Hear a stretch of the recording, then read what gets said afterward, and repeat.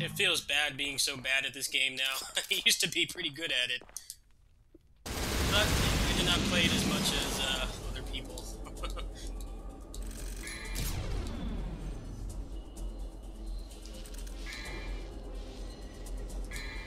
One of the things you have to get used to is there's a lot of backtracking in this game. It can get pretty frustrating sometimes.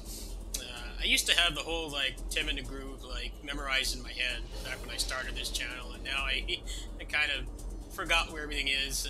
I know some people don't like the DMC5 campaign design, but I definitely think it leads itself to being played repeatedly more than this does. The puzzles and the backtracking in this, I mean, don't get me wrong, this is still an amazing game, but it definitely does tend to tire on you after you've played it a couple times. It's relatively fresh to me now because it's been so long since I played this, but I do remember most of the tricks and things. It's mostly just getting used to the style switching and stuff.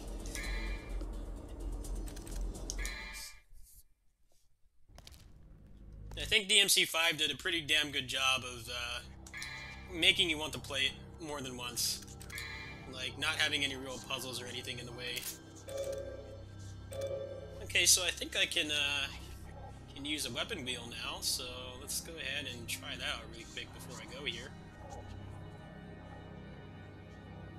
Alright, so I just have the 3 double arms and then 2 guns.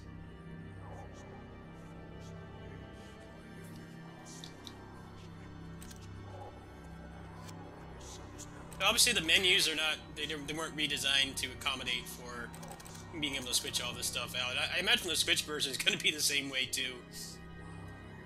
Most likely, it's just going to assume that you kind of are already aware that you're not limited by the PS2's low RAM anymore. At least I hope so. So one of the things you can get for the style switcher, where is it?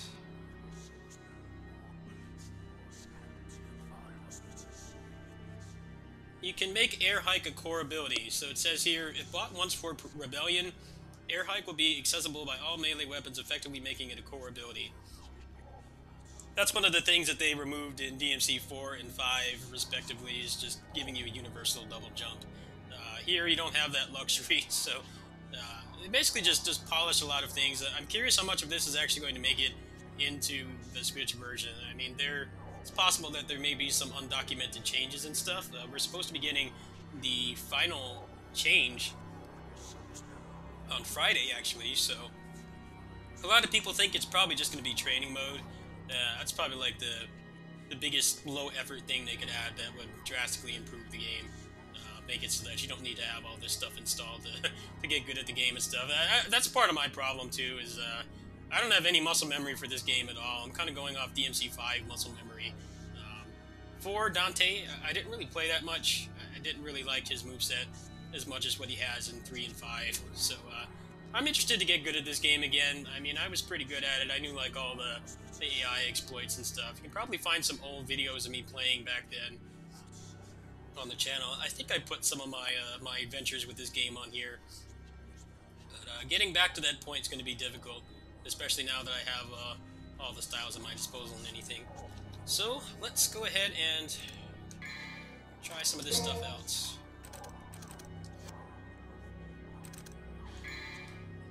One thing I should also mention, this is actually going to carry over to the Switch version as well.